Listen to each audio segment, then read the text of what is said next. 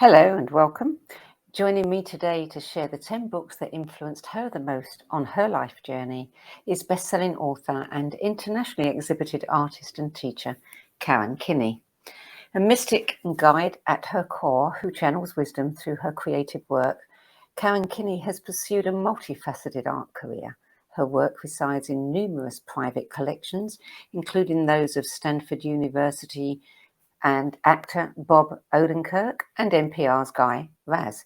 Her art was purchased for the Lionsgate film The Lincoln Lawyer, and she's designed installation work for the Los Angeles International Airport and painted murals in LA and Mexico. And KAREN is also the author of 2 books, The Reluctant Artist, Navigating and Sustaining a Creative Path, and the recently released Doorways to Transformation, Everyday Wisdom for the Creative Soul. KAREN Kinney, welcome. Thank you, Sandie. I'm really glad to be here. So let's talk about your relationship with books. I mean, like many of us, you've said that for you, they were a place that you could escape to, especially fiction in your childhood. But of course, as you grew up, you turned more towards self-help, personal development categories, which are not exactly places to escape to, but certainly to learn from. So, tell us a little bit about some of the books that inspire you the most before we get into the ones that are the 10 best. Yeah, sure. You're right. I mean, self-help and transformation is not a place to escape.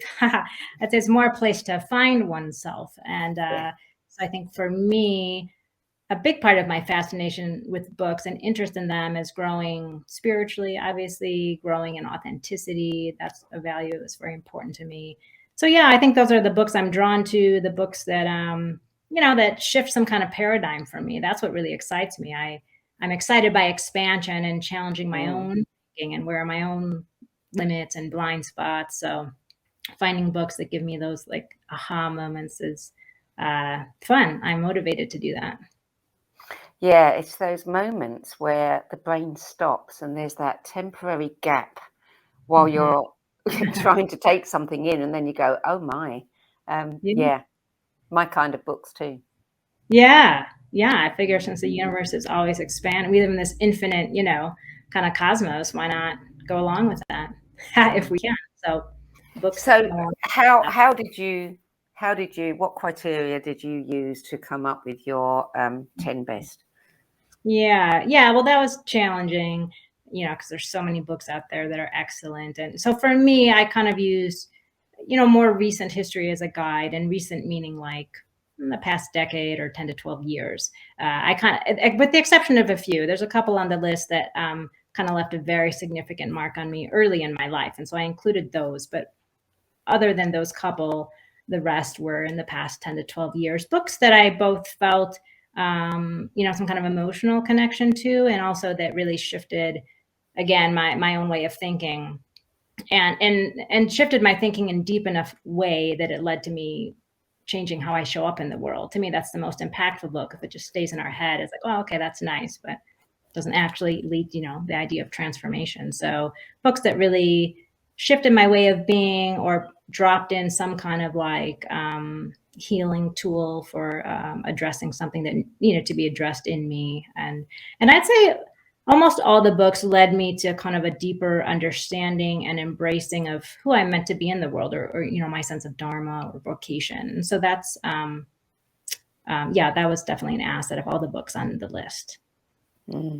So let's start with the list, and your first one is a seminal book on creativity that became a seminal book on your creative journey, and probably not just you, many others too.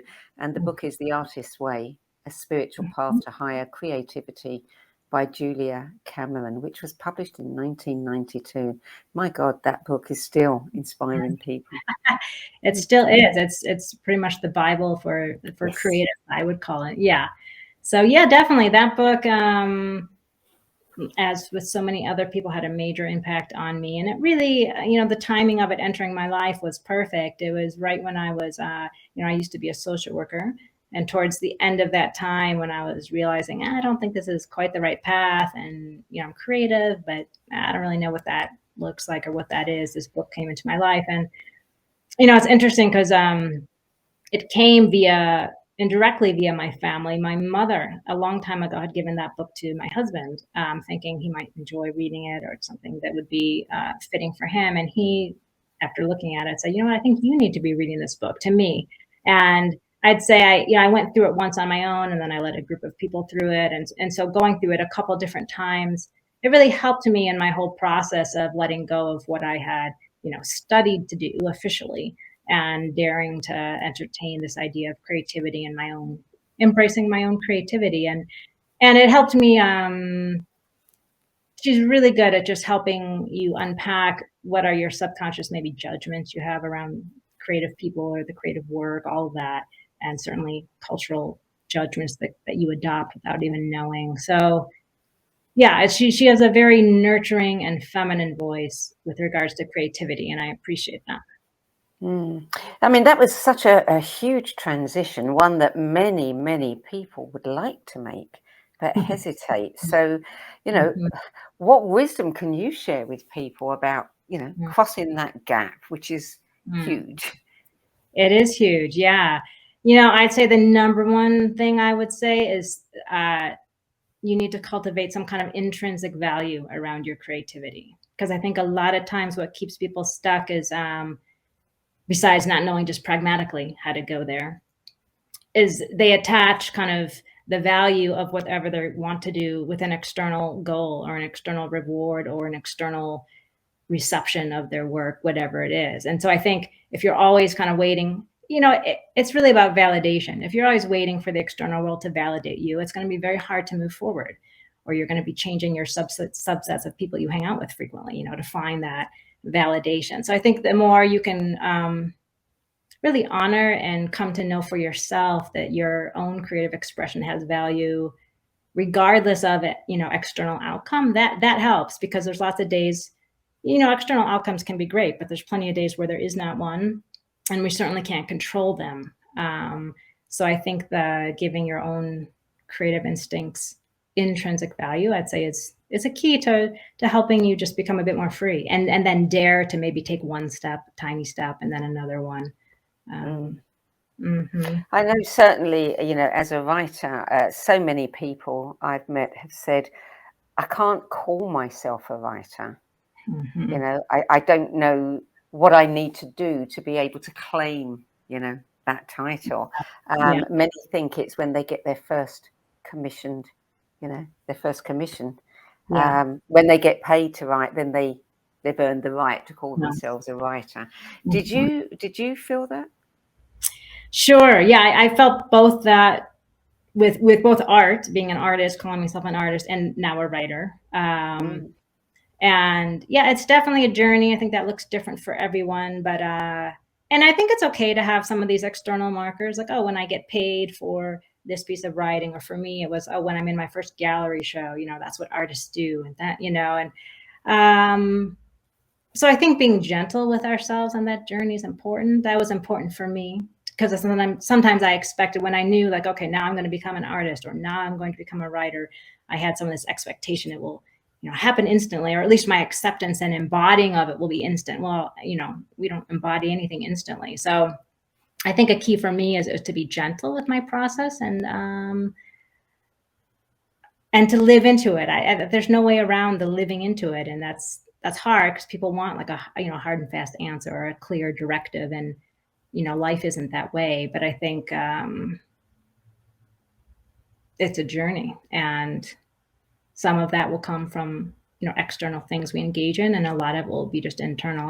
I include a quote actually in my newest book from Toni Morrison, and I think that's who it was. Anyway, she had said that she could not bring herself to call herself a writer until she'd written like 4 books or something like that. I don't remember the exact number. So there you go. It just everyone, I think, experiences that. Yeah. So book number 2 on your list is The War of Art: Winning the Inner Creative Battle by Steven Pressfield, which was published in 2002. Yeah. So this book was an interesting contrast to Julia Cameron's. mostly because it was a much more obviously masculine approach, being written by Stephen Pressfield, to creativity. But what I liked about his book is that there were two things that really stood out to me. One, he really emphasized the dailiness of showing up to do your work, so regardless of your circumstances or how you feel on any given day, or some of these more kind of ambiguous states of being, there is something about the discipline with anything of just being willing to show up. And I will show up to create, who knows what will come out, but I'll at least dedicate the time. So I appreciated his book for that, because it emphasizes the regularity of creating. But I also liked, he talks a lot about resistance, the idea of, when we feel resistance to our work, or these inner barriers to embracing it. And something I've always remembered from what he wrote is he mentioned something that about resistance being kind of aligned with what we're actually meant to be doing. So sometimes the greater levels of resistance we feel towards a particular project or calling or endeavor is an indication that we're actually getting all the more aligned with what we're actually meant to be doing in the world. So I liked his spin on that, because it helps me in my life kind of embrace resistance. It's not always this, I've just got to get over this resistance, but when it crops up, and especially when it's an intense feeling of resistance, to think, oh, okay, is this possibly because I'm actually really called to be doing this particular thing, and I'm that much more in line with my sense of dharma, or vocation, or what wants to be birthed through me. So it was kind of a more positive way to look at resistance, as a clue that, oh, maybe I'm really tackling what I'm meant to be tackling, and hence these resistance feelings are coming up. So I appreciated that. Book 3 was Julia Cameron said it was a fuse lighter, and the writing guru Peter Elbow said the wisest teacher of writing I know. And they're talking about Pat Schneider, and the book is How the Light Gets In: Writing as a Spiritual Practice. That's fairly recent, 2013. When did it come into your life? So someone gave me this book shortly before I moved to Mexico. I moved to Mexico from Los Angeles in 2018. And it ended up being really timely, because one of my goals, for myself, back to this embracing of identity, when I moved to Mexico, I was like, I'm going to become a writer. That's my goal, whatever that means. And someone had given me this book. And what I liked about this book is that it talks a lot about the spiritual practice of writing. And for me, creativity has always been kind of first and foremost a spiritual expression. And I very much feel like a channel that receives things and then expresses them. And so that's how I have approached my creative expression. And so what Pat did is, I think, really affirm this whole idea of being, I'll call it like a contemplative creator, in the sense of learning to grow still and listen and receive messages, and then channel that into my work somehow. And I think for me, that's naturally who I am. Like, stillness is actually something I enjoy doing, and it comes easily in terms of my personality. But what's challenging for me is allowing myself to be this kind of contemplative creator, just because of the world we live in that emphasizes, speed and quick results, and bigger and better, and all these concepts that don't necessarily mesh with stillness and allowing.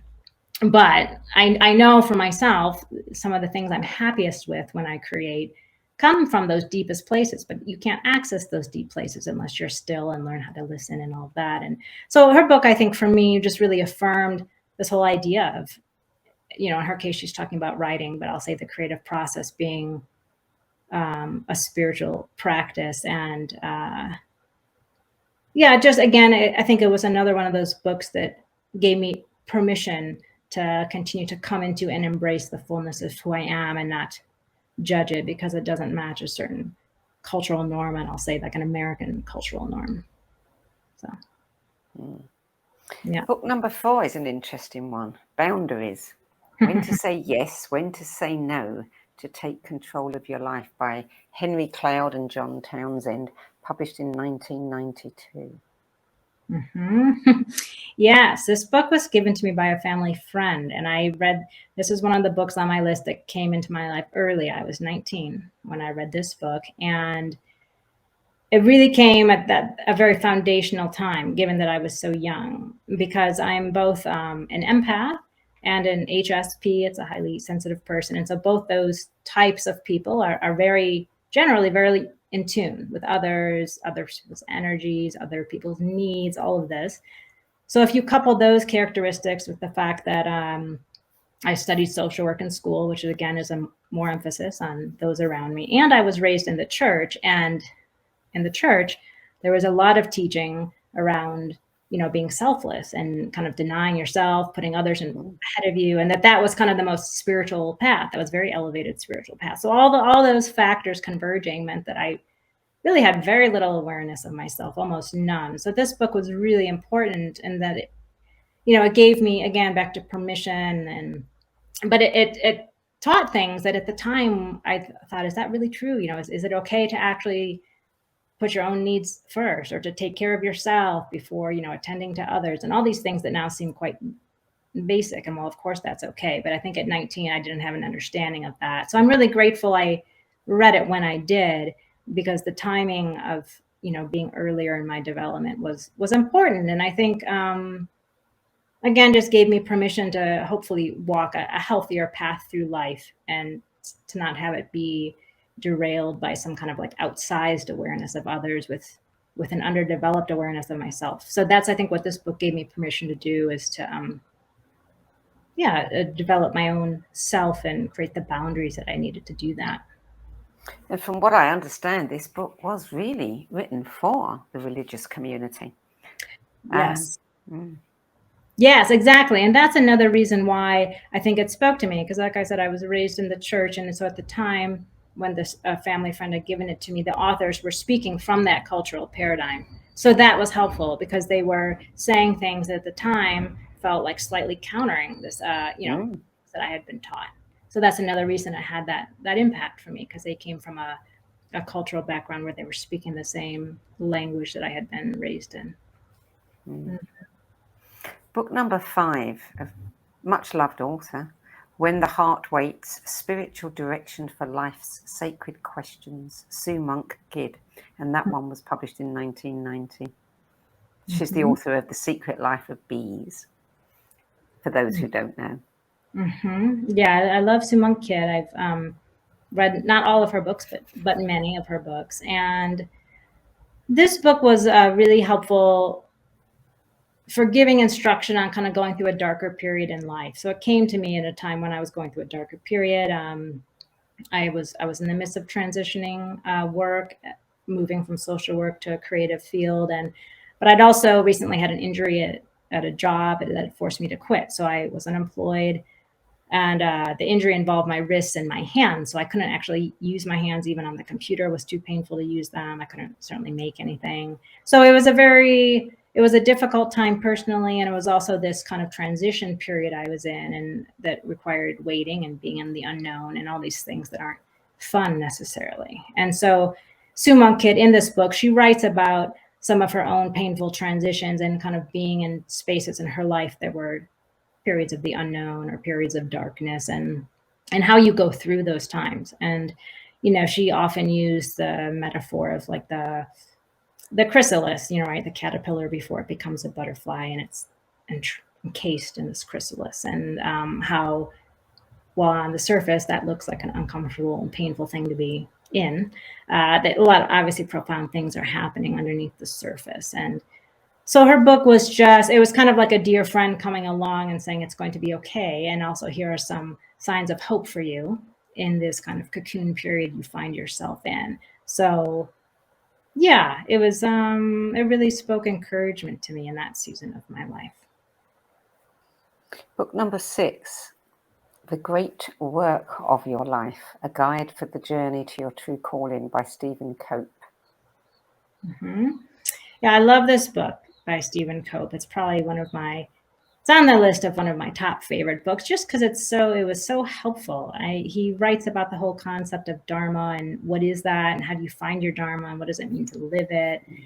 And this book, the way he organizes it, he has a lot of personal stories, and it's like every other chapter will be someone who is just a regular everyday person whose story he's telling, followed by a chapter with someone who's well known, that everyone would know who that person is, and in each chapter talking about the person's particular dharma and their own life journey, and how they were living it out or not. And he just explains the whole concept very well, and also illustrates how many people come very close to their dharma, or maybe spend most of their lives living just at the brink of it, because they really want to be living it, but they are maybe not even aware that they're meant to dive in more fully. And so stay, for example, again, back to creative work, for someone who might want to be an artist, perhaps they become a curator at a gallery, or that would be an example of like, oh, they're very close to like actually what they're truly meant to be doing. And he talks about why that is, and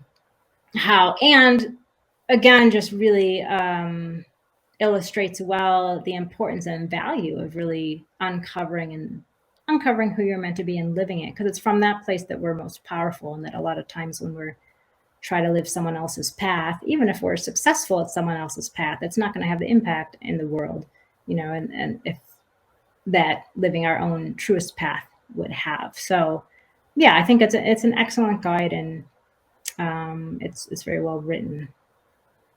It's it's something that we should cultivate in children very early on, that their life is a great work.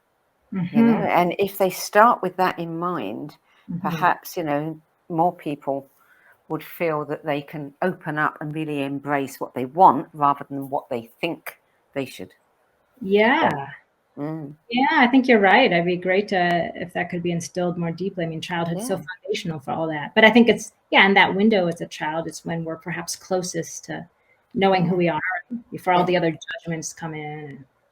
One thing I've learned through, I kind of knew it because I get to talk to so many people, but it's become especially apparent to me over the course of doing these interviews that everyone I speak to, whether they're well known or not, when they start telling you about their life, the path and the influences, it's all, every single one of them you would call, just a great work of art.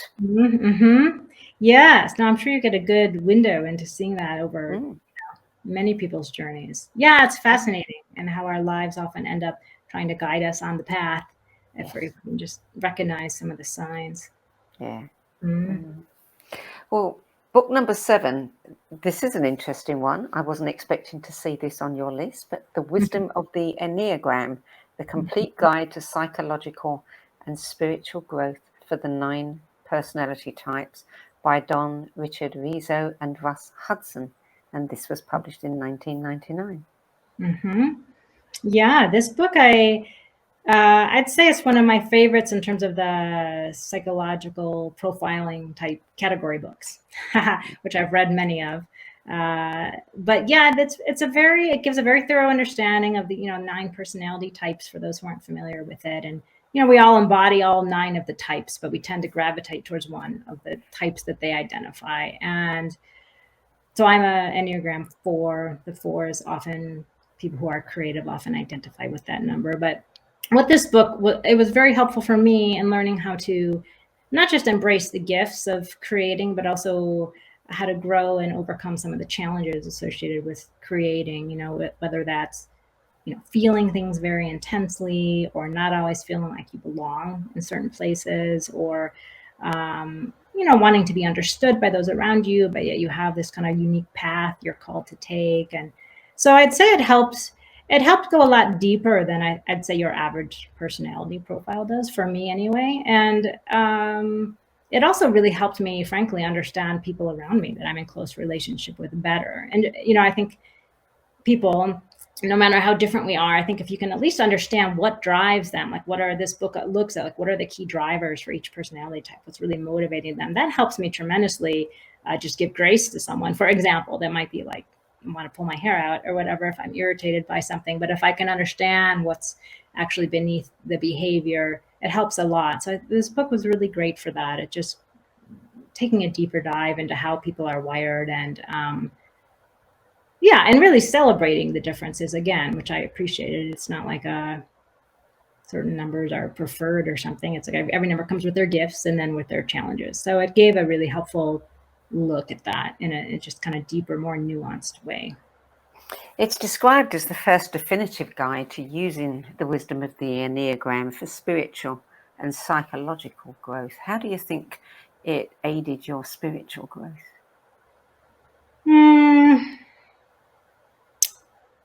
I think it aided my spiritual growth in terms of helping me identify like key ways to operate in my higher self, I'll call it, as opposed to my lower self. So in its description of the numbers, it talks about some of the, like I said, the base urges or instincts or the lower self needs that drive the behavior of the personality type. And then it talks about ways those things, when you're operating in a healthy state, how those things get transformed. And so an example for me would be, instead of getting kind of caught in some downward spiral, say a downward feeling spiral, for example, because I feel things very deeply as a creative person, and then getting kind of immobilized and not able to function. And then, that would be kind of a lower state of the Enneagram 4. How can I channel that instead into like being healthily detached from kind of these feeling waves, and using kind of the creative impulses I have to create a work of art that could move other people. And so I think just moving from the lower self to the higher self, it gives a lot of helpful tools for doing that. Mm-hmm. Book number 8 is one that's caused quite a lot of comment. Mm-hmm. Quiet, the Power of Introverts in a World That Can't Stop Talking, by Susan Cain.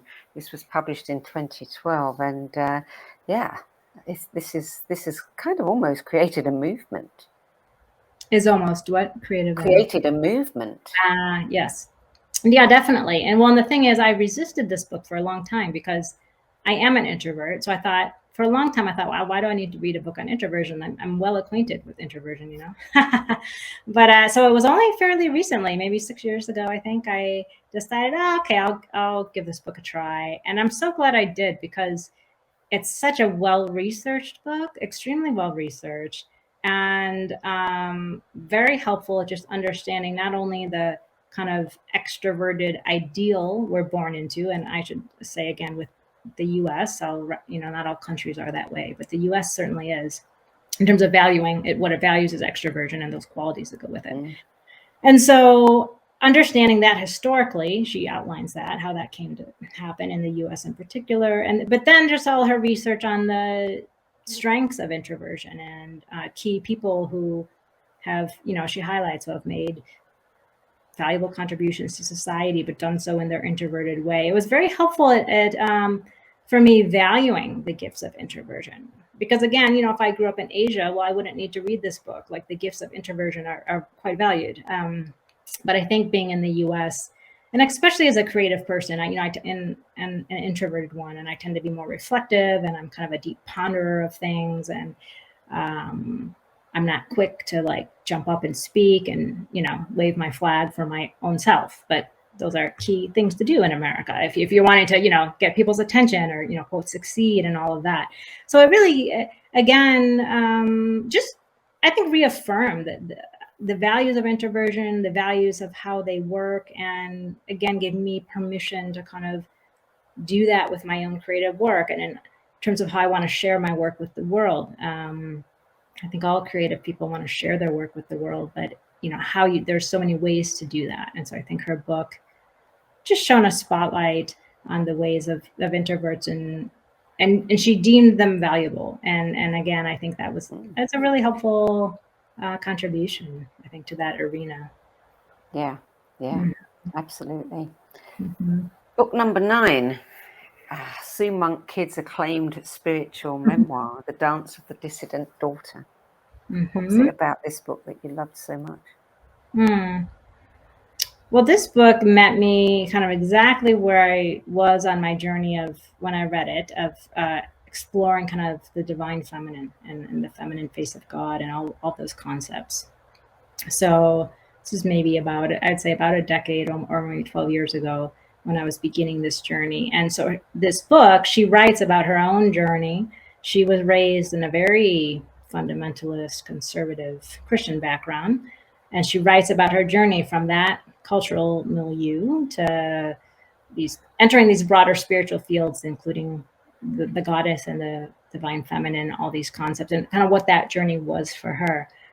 And so I think for me, what I liked about it, she and I come from a bit different spiritual backgrounds. I was also raised in the church, but it wasn't fundamentalist or conservative or anything like that. But it was the Christian culture in the sense of embedded with patriarchal norms and patriarchal understanding of God. So I could identify with her coming from that perspective. And I also just had this hunger. I think for me, so much of my books I seek out and learning and growing is driven from this hunger, and it's a spiritual hunger to just broaden my own understanding of the divine and what that is. And so she shares a similar hunger and also a willingness to question systems she was raised in. And so it was just helpful hearing her own personal journey. And yeah. Book number 10, The Globalisation of God, Celtic Christianity's Nemesis by Dara Malloy, published in 2015. And you had the pleasure of meeting this author. I did. So that makes this book a little bit special because there was a personal connection. I did this Celtic pilgrimage to Ireland about 12 years ago, and this was with a group of people. And so during one of the days on this pilgrimage, we went to this island where this author lives. It's right off the coast of Ireland. I don't remember the name of it, but anyway, he lives there kind of, it's very remote. He lives this kind of mystic author or teacher life. He used to be a priest in the Catholic Church, and I think he excommunicated himself, if I remember correctly, from that institution. And he's one of those people that you meet and you just don't forget. And for me, I didn't forget him because he really embodied the energy of love in a way that I've never experienced anyone else, to a higher degree than I've experienced anyone else embody it. And so that makes me automatically want to listen to whatever he's saying, And so anyway, on this island, we did a day of kind of pilgrimage to different sacred sites on the island. There are rituals he did around some of the sites that he led the group through, but he mentioned this book he'd written. So I bought the book, and then on the plane ride home, read the book. And it's not an easy read. It's a bit, dense. But again, it's because he's giving a very kind of in-depth historical look at the rise of the Roman Catholic Church, but particularly how that intersected with the demise really of Celtic spirituality in Ireland at the time. And those are obviously his roots.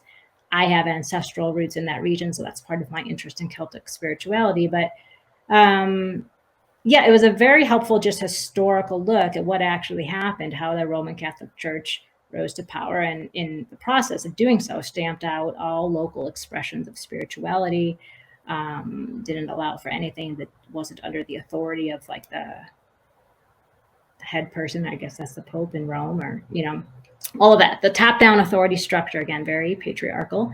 And so the book looked at more than just that, but that was the main focus. And so it just gave an interesting historical context, especially as I mentioned earlier with Sue Monk Kids' book, on this journey of embracing, looking for the feminine side of God and really wanting to uncover and excavate that. Well, he does a very good job of talking about how it was kind of buried. And so it was just a helpful tool, again, and just broadening spiritual mindsets and spiritual understanding, but rooted in like factual history of what has happened. Have any of these 10 books had a real direct influence on your art, or something that you were working on at the time?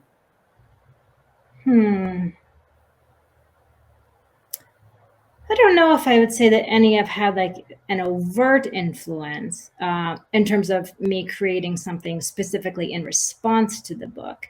But I would say, especially like Julia Cameron's book, I would say that book was really like the incubator for allowing the baby to be born, and the baby being my artistic identity. So without that book, it wouldn't have come forth. So in I guess a more indirect way. If you had the opportunity to sit down for a lengthy dinner with any one of these authors, who would you choose?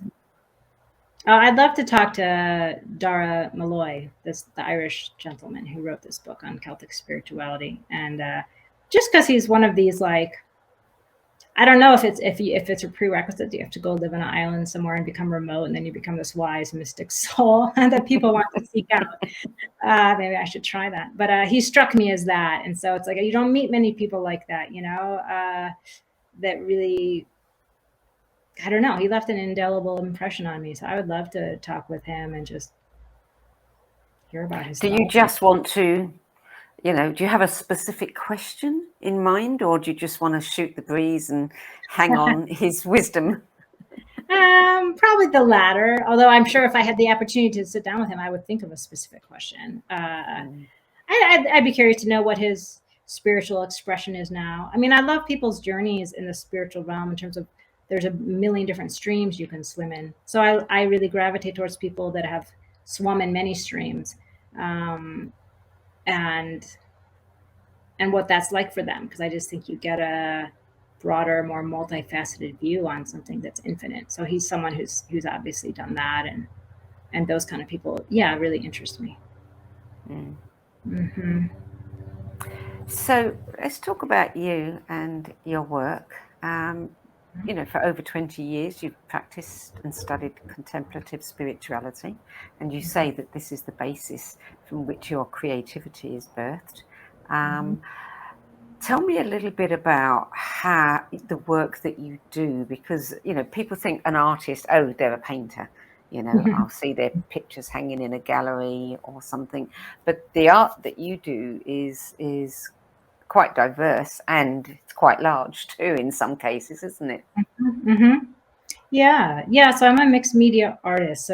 But when I started out, the first art I made was collages. So those are all very small scale, something you could frame and hang on a wall. And I like paper and lots of mixing different materials. So that's where I began. But I also really liked books. This was long before I began writing or calling myself a writer. So perhaps that was a foreshadowing of my becoming an author. But I actually would like to collecting old books and then deconstructing them, cutting them up or then reconfiguring them in some kind of different. Blasphemy.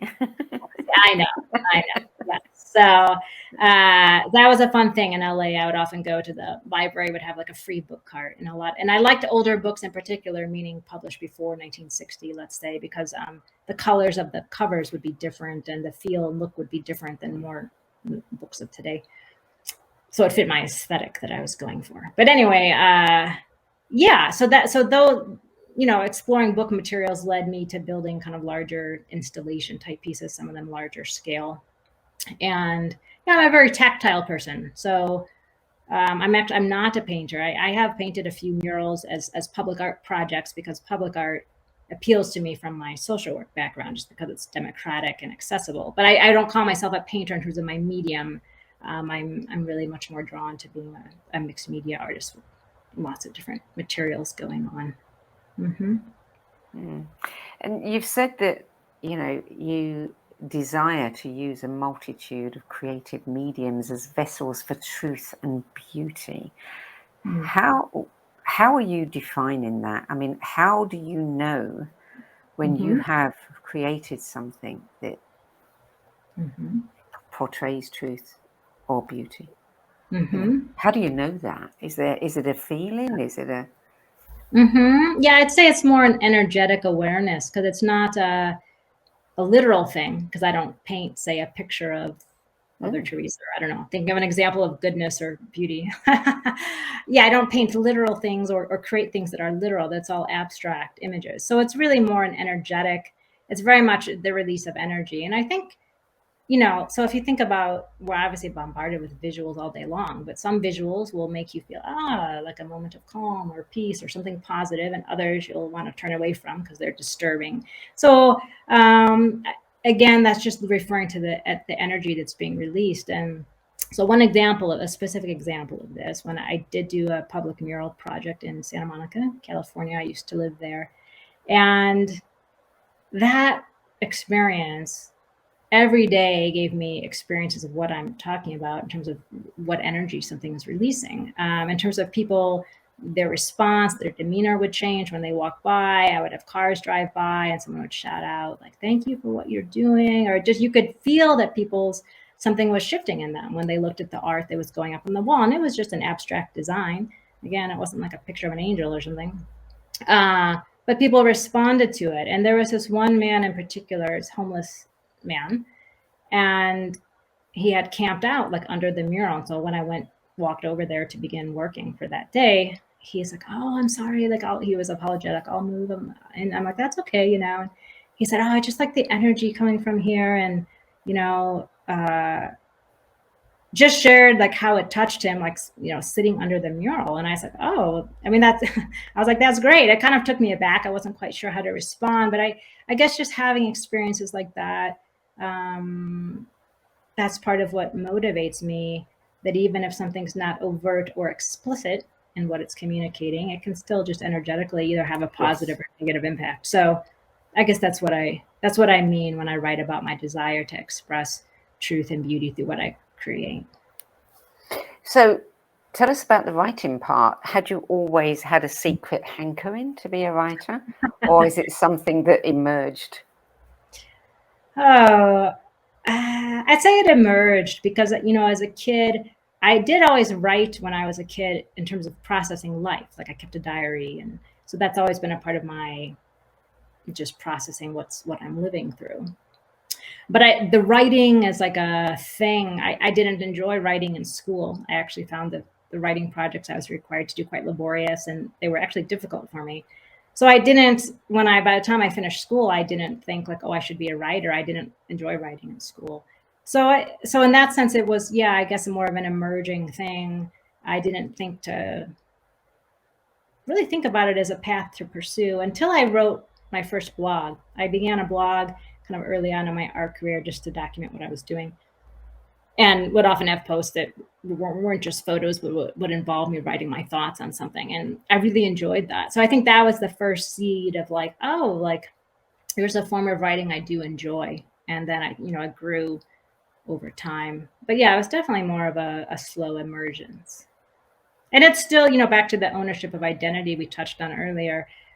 I can call myself a writer and an author now, but it took me a while. Like, even with the first book, after the first book, I still struggled to call myself fully an author. So yeah, it's been an emergence. Well, judging by the title of your first book, you also struggled to call yourself an artist, didn't you? I mean, the reluctant artist. Yes.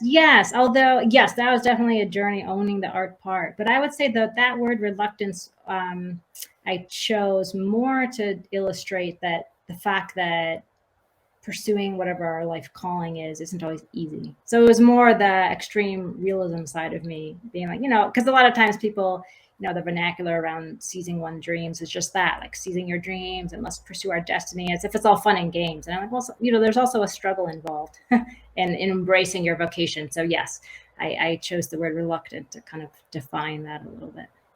Mm. So how does your second book differ? Doorways to Transformation, Everyday Wisdom for the Creative Soul. How is that different than the first book? Mm-hmm. I'd say this book is more of a marriage between creativity and spirituality. So I do include many chapters on the creative process, but also go beyond that to looking at kind of just transformational moments in everyday life and looking at topics that can relate to creativity, but go beyond it, so things like abundance and gratitude, being in the unknown, embracing transitions. So I feel like this book is more applicable to perhaps a broader audience. The first book, I think, would really be more in the niche audience of people who define themselves as creative. But this book, I think, can go much farther beyond, because it's really looking at embracing transformation in our daily lives in a kind of a wide array of subjects. And so people who aren't necessarily creative, I think, can still benefit from just the meditative journey that I invite readers to. I mean, you're a freelance writer. You have articles and essays published in a number of magazines and newspapers. What sort of things inspire you to write? What sort of essays do you write? Yeah, I think most of the inspiration, a lot of the inspiration for essays comes from just what's happening in my current life. And so when I first moved to Mexico, a lot of the things I wrote centered around things I was experiencing here, and also just the, extreme polarization between some of the rhetoric coming out of the US at the time regarding Mexico, and certainly migrants and all of that. And so being in a different cultural milieu has given me a lot of fodder for that kind of writing. Yeah, but I really like to move into more spiritual kinds of writing. Some things there's another book down the road I'd like to write centering around the divine feminine and kind of the feminine spiritual journey, and how that is really quite different than a masculine one. And so I'd love to start writing, again, just shorter essays around that topic and moving in that direction. So we'll see. So you do a quarterly newsletter, don't you, on the divine feminine, exploring spirituality and transformation from a feminist perspective? Mm-hmm. How long have you been doing that? Let's see, 2 years. Yeah, so not very long. And but it's been it's kind of where my creative impulses are taking me, partly in preparation for a third book that I would like to write. It's kind of a fun way of just beginning to research the topic, but it's also just a way of kind of giving a platform for women's voices and also their creative voices. So, I will often write something that goes in the newsletter, but then I also include either poetry from women, their own reflections, or pieces of art that relate to the divine feminine. So it's really been fun. It's been a fun way to connect with other women, give a platform to their voices, and also just begin to plant seeds of my own. Like, what do I want to say and write about this topic someday in a book form? So are you now a writer and an artist, and you are continuing to do both equally, or is one taking over from the other? I'd say writing is taking over. Yeah. Is that a good thing? Yes, it is good in the sense it feels like it's the right season for me to be in. Yes, I feel like there's untapped things to say that for me that really can only come out via writing. The art, the things I need to say can't really be said via art in the same way. And so, yeah, it feels very timely. The writing, and also just beginning to share about my writing and teach and that kind of thing, feels very much like the next part of my life. So that's why I'd say where more of my focus and energy is going. Although in art at this point in time, art for me, making art is more of for myself, but I'm not doing as much with the public display of exhibiting work at this time, because the writing and teaching seems to be the predominant voice calling right now. And how much is Mexico inspiring your writing and your art? I mean, you talked about the differences, that you're experiencing. Mm-hmm. What else? Well, I think it's definitely it's given me perspective on my creative path. I'll say that. It's very much helped me allow for the unfolding of whether it's the next book, the writing. I think being away from a culture that's always where you're always kind of on a treadmill and pushing for the next thing. And it's hard to, even if you should take a break from the treadmill, it's very difficult. Whereas I find here, there does not appear to be a treadmill. It's a different value system. But I would say a lot of what I've experienced is a much more feminine value system here that very much allows for life to be a process, for things to unfold. What really matters is our connections to other people, and not so much on what have we produced in the world. So it's a different emphasis, but I find it's very nurturing of my creative work. It's because I'm not good at allowing process. I'm a very internally kind of driven person. I like executing, like checking tasks off my list. I get great satisfaction from doing that. So the whole, like, this being in process and allowing, and I've grown in those things, but I would say Mexican culture has really helped facilitate that growth more deeply. It's really ushered me into a new way of being. Yes. That's hard to describe until I'm back in the States. And I'm like, oh, okay, now I see more clearly the way of being I've been ushered into. It's very interesting, isn't it, when you leave, the culture the places that you grew up with, that you know, and go into a completely different culture. When you go back, there's a whole other perspective that you have. You're looking through a different lens at, you know, what you had before, and it can be quite shocking in some cases, and also disappointing. Because Yes. suddenly you think, you know, I idealized that place, and in fact, you know, I'm not very impressed. Yeah. Yeah, definitely. You see it with a whole new objectivity and more clearly. I mean, I agree. I really think it does take leaving wherever it is, you know, Yeah. and then returning to really see clearly. So, So tell me, what are you reading now? The book I'm beginning to work through is called When God Was a Black Woman. Or maybe it's called God is a Black Woman. I forget her tense, if it was present or past. And I'm blanking on the author's name. I wish I had that for you. But I heard her, a description of her book through Mirror by Star, another author I've been influenced by, who I enjoy quite a bit. She had recommended Christina is her first name, and it'll maybe come to me what her last name is, of the author, God is a Black Woman. But she is, you know, an African-American woman, and writes about her journey of embracing God as a Black woman and what that is for her. And so it's been an interesting, I'm only just beginning it, but I'm curious to see what she has to say. Karen Kinney, thank you so much for sharing your 10 best list of books with the No BS Spiritual Book Club's library of recommendations. It's good to have your list there. Sure. Thank you, Sandie. I'm so glad we could chat today. It was fun. Me too. Okay, so Karen's books, manual, hang on. Doorways to Transformation, Everyday Wisdom for the Creative Soul, and The Reluctant Artist, Navigating and Sustaining a Creative Path. They're obviously available at online stores, and you can also go to Karen's website and learn a little bit more about them. You can also see some of your art there, correct? That's correct. Yeah. I know that you used to do some teaching. Are you doing any teaching now? Well, I'm doing more some speaking, like speaking at different groups, mostly about my book at this point in time.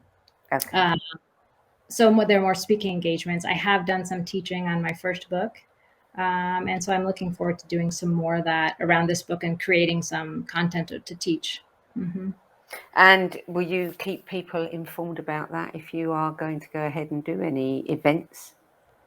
Yeah, definitely. There's my website is KarenKinney.com, and on there at the bottom of the homepage is a place to sign up for newsletters, and through that I would announce any events or upcoming things that people need to know about. Good. Karen Kinney, thank you. Thank you. Well, that's it for this week. I'm Sandie Sedgbeer. I'll be back at the same time next week with another 10 best interview for the No BS Spiritual Book Club. Till then, it's goodbye from me.